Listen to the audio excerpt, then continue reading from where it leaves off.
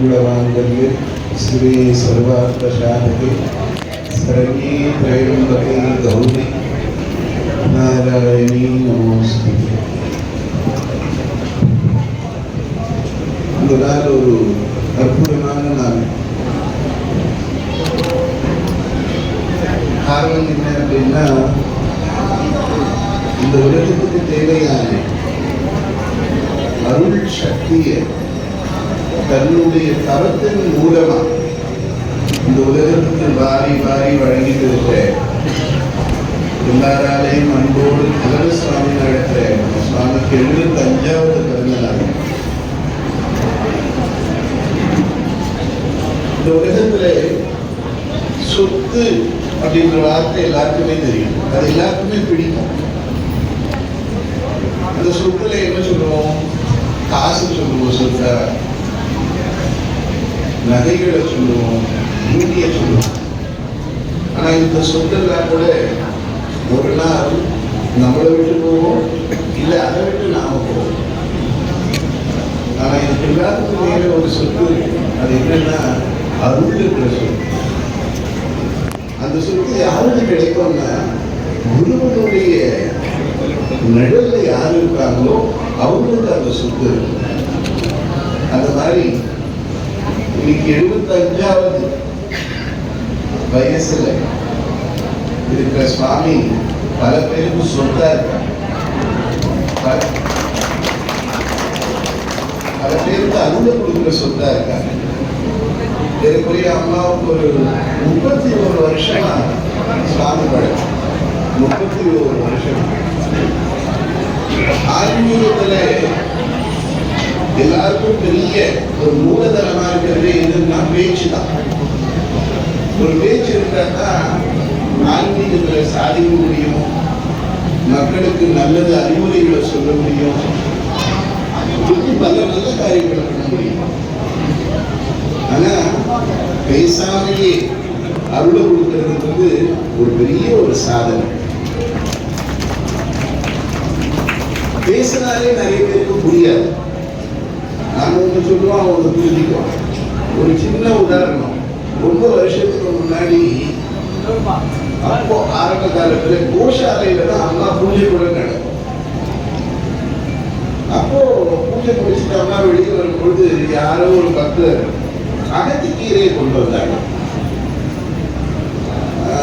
கொண்டு வந்து அம்மா கையில கொடுத்தாங்க. அம்மா அந்த அகத்திக்கீரையை வாங்கி கூட பூஜையில இருக்கிற ஒருத்தர் கிட்ட கொடுத்து எல்லாருக்கும் கொடுங்க அப்படின்னு சொல்லி, சரி நான் உள்ள போயிட்டு திரும்ப வந்தா இருக்கிற பக்தர் கையில எல்லாம் ஒரு அகத்திக்கீரை ஒன்று.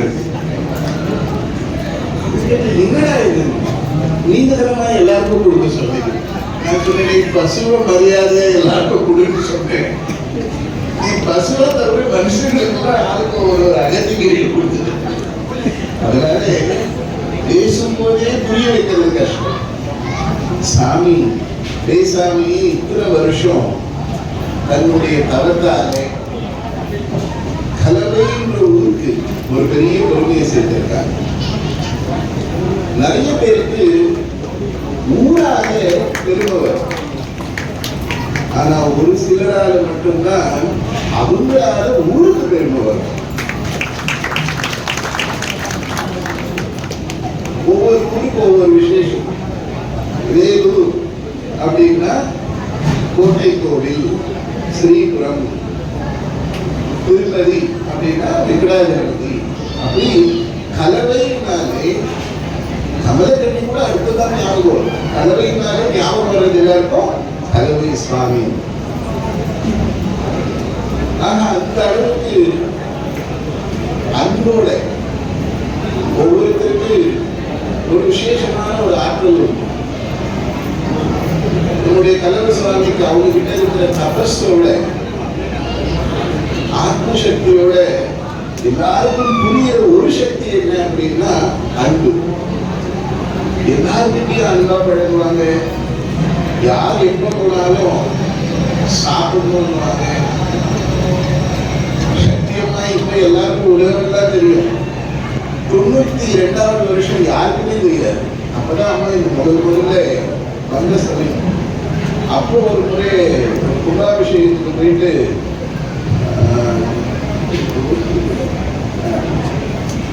ஒரு கும்பாபிஷேகத்துக்கு போயிட்டு போகும்போது அந்த சாமியும் பார்க்க கூட இல்லை. ஏன்னா முதல்ல சொன்னாங்க சாப்பிட்டு தான் பார்க்கணும். ஸோ அது எதை காட்டுறதுன்னா அன்பு காமிச்சு. அந்த அன்பு தான் இன்ன வரைக்கும் சாமியையும் அம்மாவையும் சேர்த்து கடுக்க மேல மாதிரி கட்டி வச்சிருக்கோம். அதனால ஆன்மீகத்துல ஒரு பெரிய சக்தி என்ன அப்படின்னா அவங்களுக்கு இருக்கிற நிறைய சக்தி இருக்கும். ஆன்மீகத்துல ஒவ்வொருத்தருக்கு வாக் சித்தி இருக்கும், ஒரு சிலருக்கு அனுக்கிரக சித்தி இருக்கும், ஒவ்வொருத்தருக்கும் பல வகையான சித்திகள் இருக்கும். ஆனால் இந்த எல்லா சித்திகளுக்கும் மேலே ஒரு சித்தி இருந்தால் மட்டும்தான் அவங்களால ஆன்மீகத்துல சாதிக்க முடியும். அது என்ன சித்தி? அன்புன்ற சித்தி, தயைன்ற சித்தி. அது இருந்தால் மட்டும்தான் அவர்களால் மக்களுக்கு அவங்ககிட்ட என்ன சக்தி இருக்கோ அதை கொண்டு போய் சேர்க்க முடியும். அன்பு இல்லைன்னா அது நடக்காது.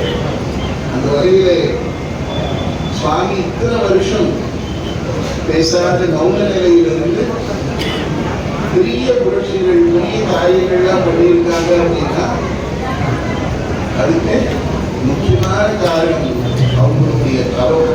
அதை விட முக்கியமான காரணம் அவங்களுடைய அன்பு. அந்த அன்புனால மட்டும்தான் இவ்வளவு பெரிய காரியங்கள் எல்லாம் செய்ய முடியும்.